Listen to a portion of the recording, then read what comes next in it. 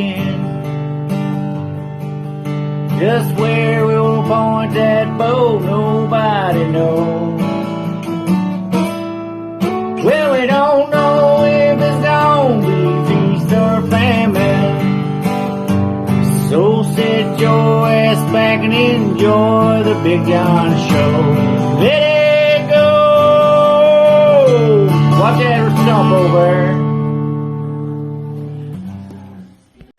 Alright, lifers, welcome back. So today's going to be a little bit different of a video. We're getting to the time of the year where I start doing the bait making a little bit more here and there, and start getting stuff made and all that. And usually it kind of starts out with a little bit of crappie stuff for the most part of the year, and then it kind of progressively moves towards the bass fishing stuff.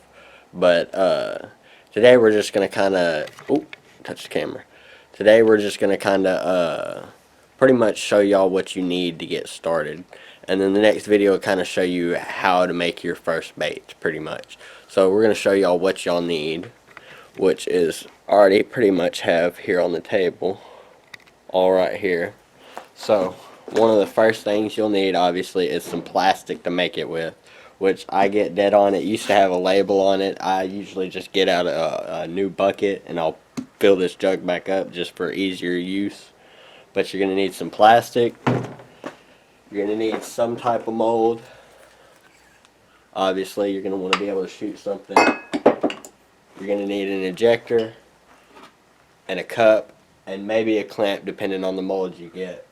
But those are the main things you need, and a color, obviously, if you want to make it have some sort of color.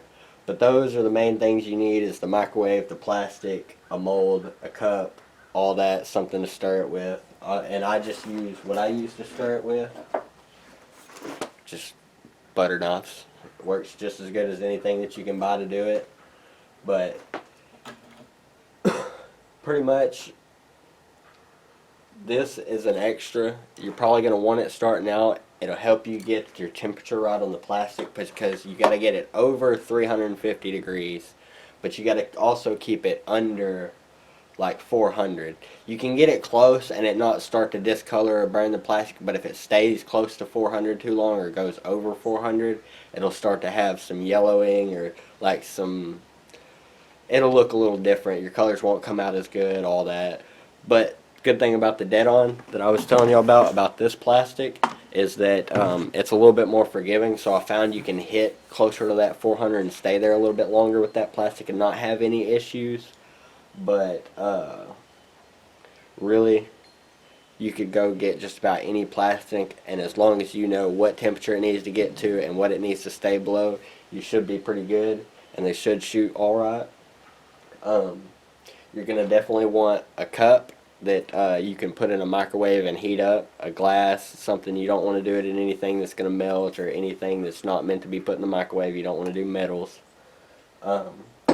You're going to need an injector, and basically it just looks like a giant baster type thing, whatever they use in cooking. I'm pretty sure I used the right term. But pretty much all you do is it extends out, you suck up the plastic from the cup, and you push it into the mold. And we'll kind of show you all that in the next video.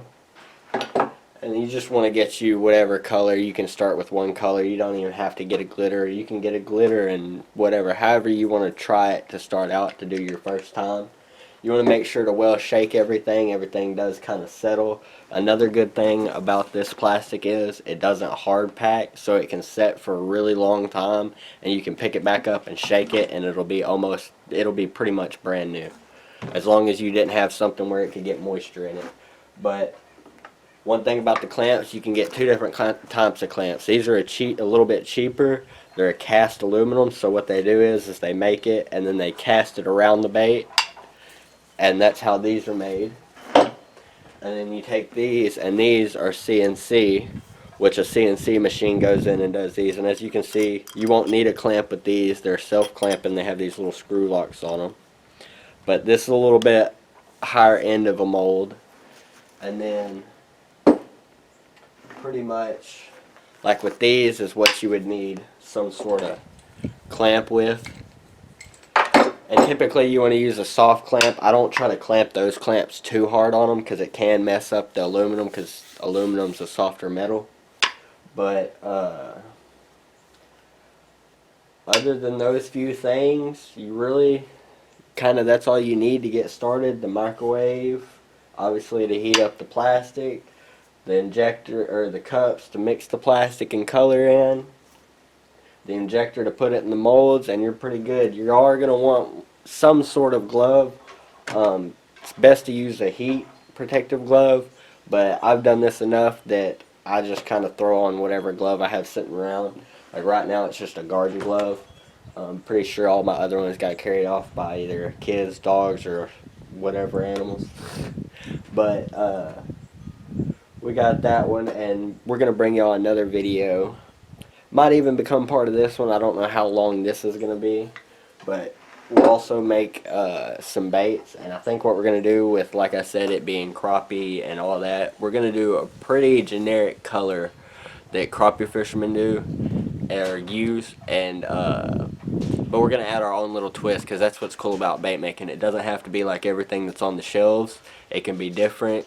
You can also make exactly what is on the shelves, which is cool. And once you get all the stuff, it's pretty expensive to get it all started for the most part, but it all pays for itself in the end, because you can make a bunch of plastics for what you get once you start doing it. And first few times probably won't pay itself off, but after a few, if you do it for a little more than just 1 year, if you do it for, you know, your bait, your own self, it'll be pretty cost effective. You'll save quite a bit of money on fishing stuff, or at least plastics. Now getting into hard baits is a whole different ball game. There's a lot more different little things that go into it. Usually once you get everything started and you get your mold and your microwave and like all the little, like the main stuff that you need, the plastics, the really only costly thing. The colors don't cost too much. I think these big bottles like this are like $15, but I've had some of these bottles I've had for almost a year and a half, so they obviously last. Like I actually have one of these, which it's real low. There's probably only like that much left in it, but I've had this one because I don't do blues too much unless I'm mixing it with, like, unless I'm doing a laminate color. I don't do a whole lot of just straight blue colors. So I usually end up doing really small cups of blue, and this one's lasted me a year, and it's substantially smaller than that bottle. So, and I think these are like $7 or $8. So, which you can also go and get you another brand, which those were Lure Works. This is MF colorants. This is a motor oil, which is kind of hard to tell in the bottle. They don't show the effect all that well, and it's hard to get effects on the camera very well. So like, if I did, oop, I dropped that. But if I did something, where's my highlight? I have a highlight somewhere up here. It is. So if I was to do this violet highlight, it'd be pretty hard to show y'all. Like, you can kind of see it in there on the bottle, which I don't know if y'all can, but it's really hard to get that effect to show off.